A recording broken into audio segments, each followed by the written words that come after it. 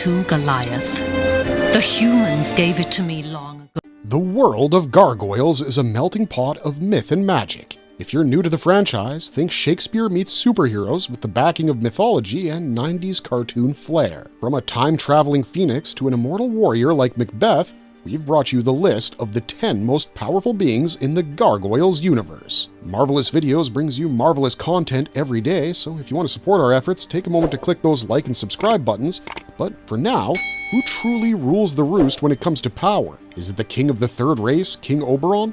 Or Deona, whose rage is as eternal as her immortality? Come on, let's find out together. Enough, I say! That's much better.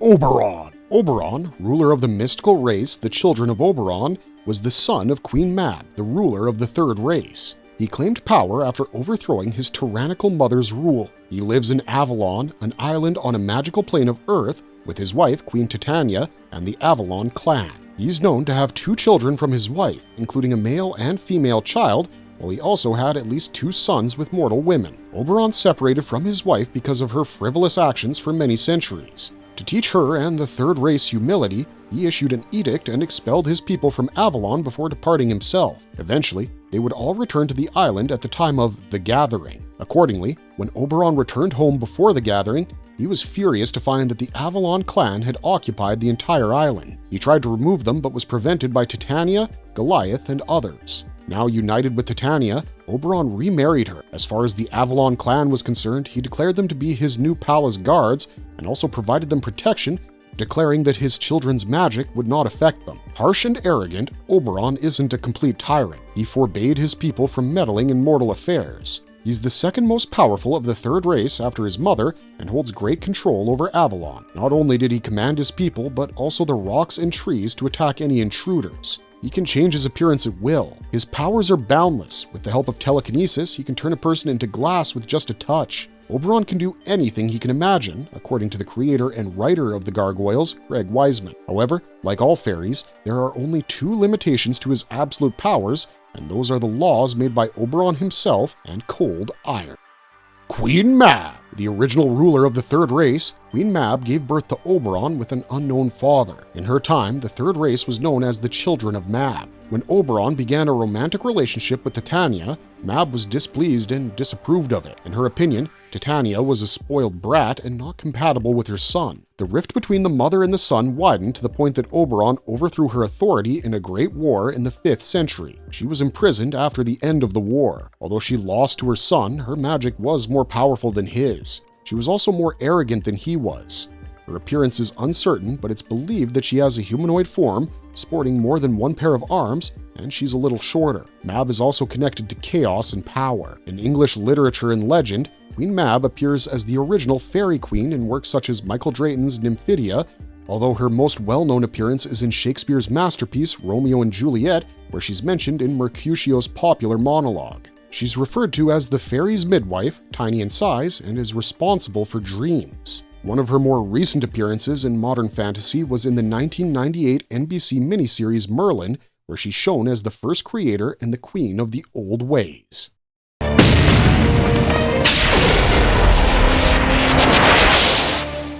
Tatana. Oberon's wife and the queen of the third race, Tatana is quite different from her arrogant husband. She's generous and prefers controlling things, but without an iron fist approach. Instead, she gets what she desires through subtle means. She birthed 2 children with Oberon, and in her mortal form, Anastasia Renard, she married Halicon Renard, a scientist and the founder of the Cyberbiotics Corporation. Together, they had a daughter named Janine Fox Renard and a grandson, Alexander Fox Xanatos. Tatana appears as a pretty woman with elven features, red hair, and pale green skin. At the time of her marriage to Oberon, after he became the ruler of Avalon, she was quite arrogant and cold-hearted. She considered humans to be of lower status. One of her acts against humans infuriated Oberon so much that he divorced her and banished his clan, including Tatana, from Avalon to learn compassion towards mortals. During this period of banishment, Tatana matured a lot and actually learned human science after taking an interest in it. In her human form, she gained fame as a scientist in fields such as robotics, biochemistry, and nanotechnology. Her daughter and grandson inherited some of her magical powers. Before the Gathering at Avalon, Tatana tried to kidnap and take Alexander with her with Oberon's aid. However, her plan failed. She is a powerful fairy, but can exercise her powers within the limits applicable to the fairies, despite being the queen. Her magic doesn't work on iron.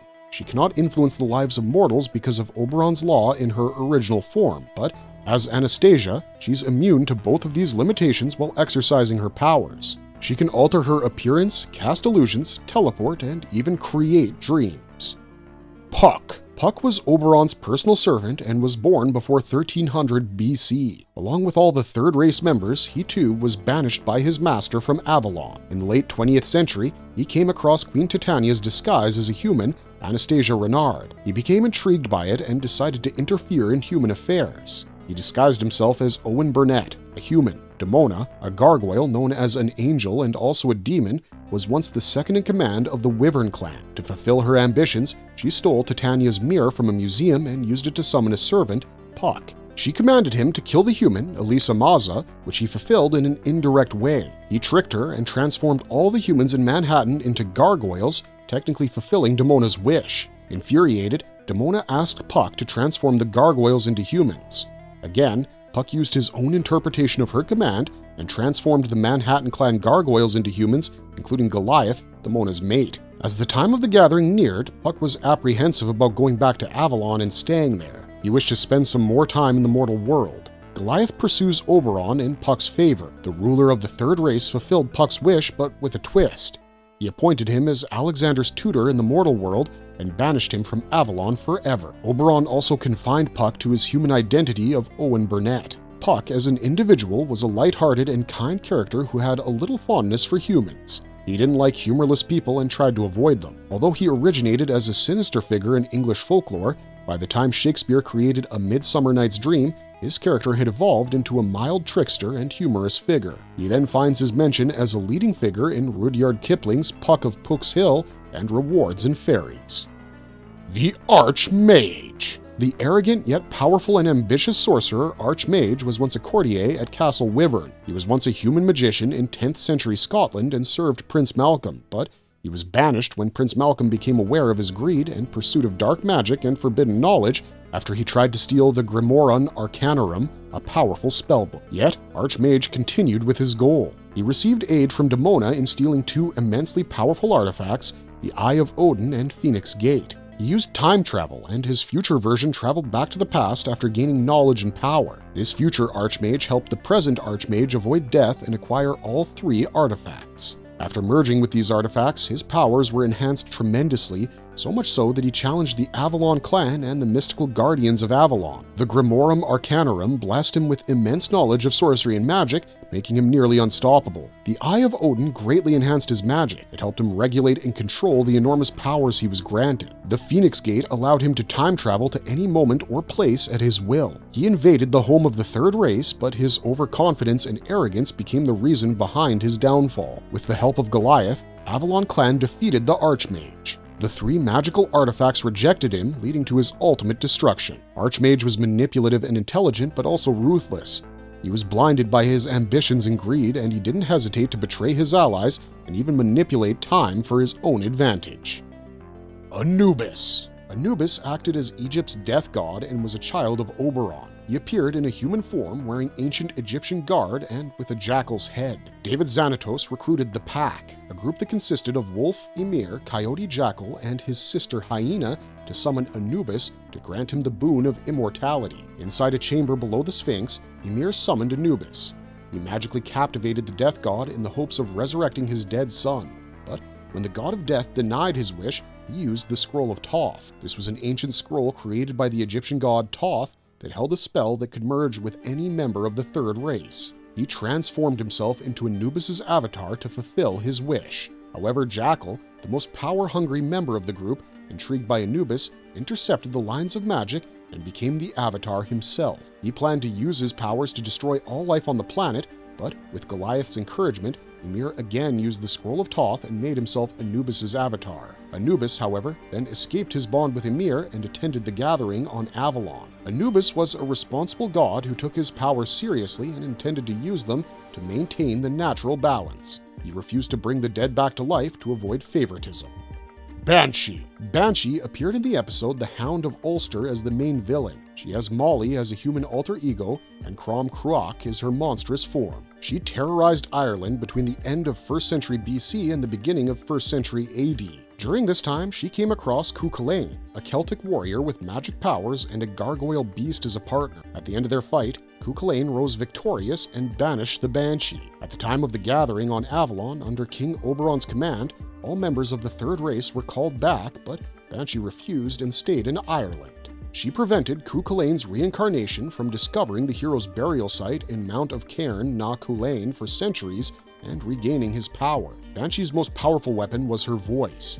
It could mesmerize, manipulate, and even kill her enemies. Her painful screams were capable of inflicting great damage. She could alter her form, fly, and teleport at will. In her Crom Cruach form, she is also physically very strong.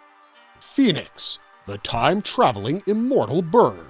Phoenix is an immortal magical entity capable of time traveling and takes the form of a giant fiery bird. The creature with an unknown origin was bound within the Phoenix Gate, which was a golden talisman created on Avalon after someone learned to combine the bird with the gate. The Phoenix Gate became one of the 3 keys to attain power for gargoyles, along with the Eye of Odin and the Grimorum Arcanorum. The ownership of the gate passed from Princess Elena to the Arch Mage and then to Deona. After witnessing her future, Deona broke the gate in half and gifted one part to Goliath as a symbol of their bond. After acquiring the reunited gate from Deona, Goliath vowed to never use it, but he broke that vow in the 20th century to rescue Griff, bringing him into 1995 from 1940. In 1996, Goliath threw the gate into the time stream without purpose. In early 1997, the gate appeared in New York before Angela, Broadway, and Brooklyn. When Brooklyn touched the gate, it disintegrated and the Phoenix was released, engulfing him and whisking him off in time for a 40-year journey. When Phoenix brought Brooklyn back to Manhattan just 40 seconds after their departure, the latter had a new mate, a new son named Nashville, and Egwardo, a Phoenix egg. Deona. Deona hatched in the year 938. She fell in love with Goliath, but then became his greatest rival. She was called Angel of the Night by Goliath. In her youth, she trained in literacy and magic under the Arch Mage and established deep bonds with her rookery sisters. In 994, she felt betrayed by humans, but her frustration intensified because of Goliath's restraints. She conspired against humanity, making Vikings her allies and stealing the Grimorum to gain power. But her plan turned into a total nightmare. The Vikings assured the safety of the stone-sleeping gargoyles and killed all humans present at Wyvern Hill. But he turned back on his words and massacred all but 7 gargoyles, eliminating the entire Wyvern clan. Deona exiled herself from Scotland following this incident and formed her own scattered clan known as Deona's Clan. Around 1040 AD, McBeth traded his youth in exchange for Deona's help to defeat his cousin Duncan, the King of Scotland, to gain the throne. She served as McBeth's advisor after his coronation for about 17 years. Yet,